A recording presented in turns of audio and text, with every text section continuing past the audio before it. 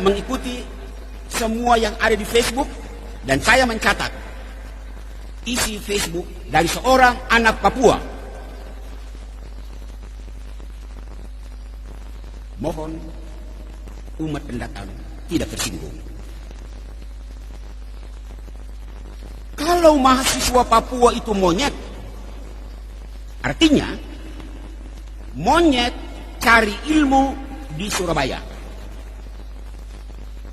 Dengar baik-baik. Monyet cari ilmu di Jawa, monyet cari ilmu di Sulawesi, monyet cari ilmu di Sumatera, monyet cari ilmu di Kalimantan, monyet cari ilmu di Maluku. Sementara, dan ini jangan tersinggung, sementara manusia Jawa, manusia Sulawesi, manusia Maluku, manusia Sumatera datang mencari makan di tempat monyet. Membaca SMS itu saya malu. Saya malu sekali. Pikir dan renungkan. Orang waras pasti malu disebut cari makan di tempat monyet.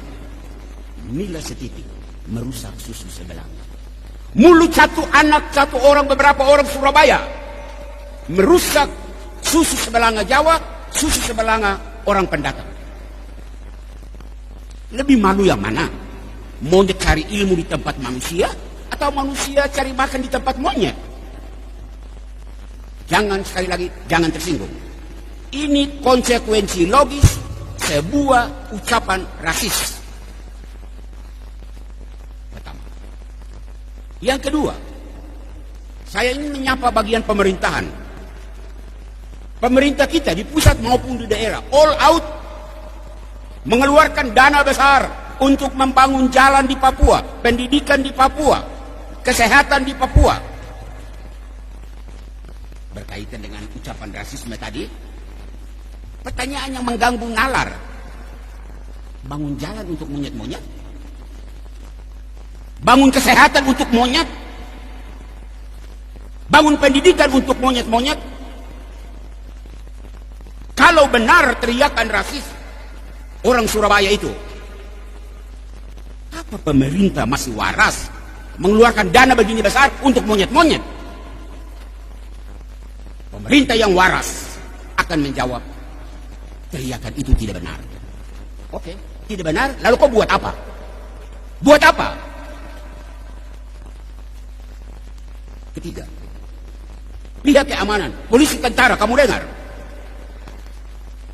Polisi tentara di tanah Papua ini terlalu banyak. Ya, ini kan wilayah negara Republik Indonesia. Wajar toh? Wajar. Tetapi Anda hadir di tanah ini dengan segala perlengkapan keamanan yang hebat-hebat. Saya Pastor Amandus hanya mau bertanya, seluruh perlengkapan hebat-hebat itu untuk jaga monyet-monyet? Jangan tersinggung, polisi dan tentara.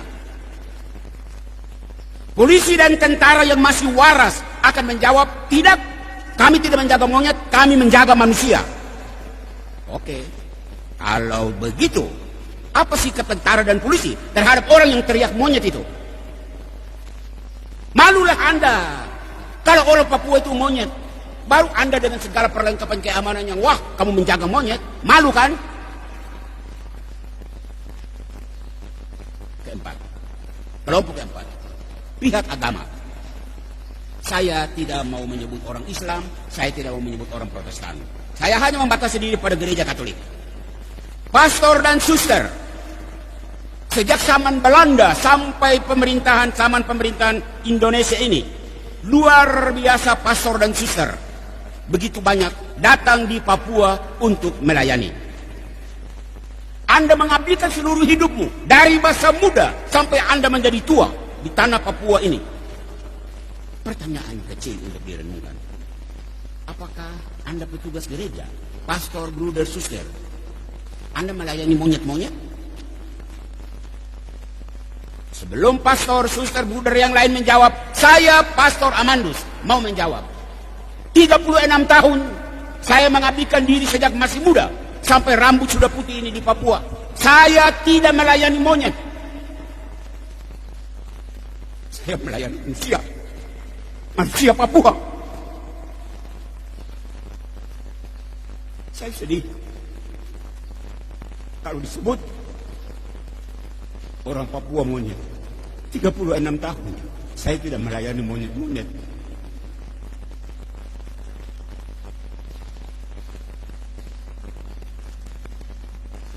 Kelima, terakhir, anak cucu guru-guru perintis. Kamu pasang telinga dengar baik-baik. Kamu pernah mendengar cerita dari kamu punya orang tua, kamu punya tete nenek, pertama kali datang di Papua tahun 20-an, tahun 30-an. Mereka bercerita bahwa mereka bertemu monyet-monyet. Apakah kamu mendengar cerita bahwa orang tuamu datang mengajar monyet-monyet? Tidak, bukan? Kalau tidak, anak cucu perintis, jangan diam. Buat sesuatu dong untuk saudara-saudaramu orang Papua. Di sini, gereja Katolik yang masih waras, gereja harus membantah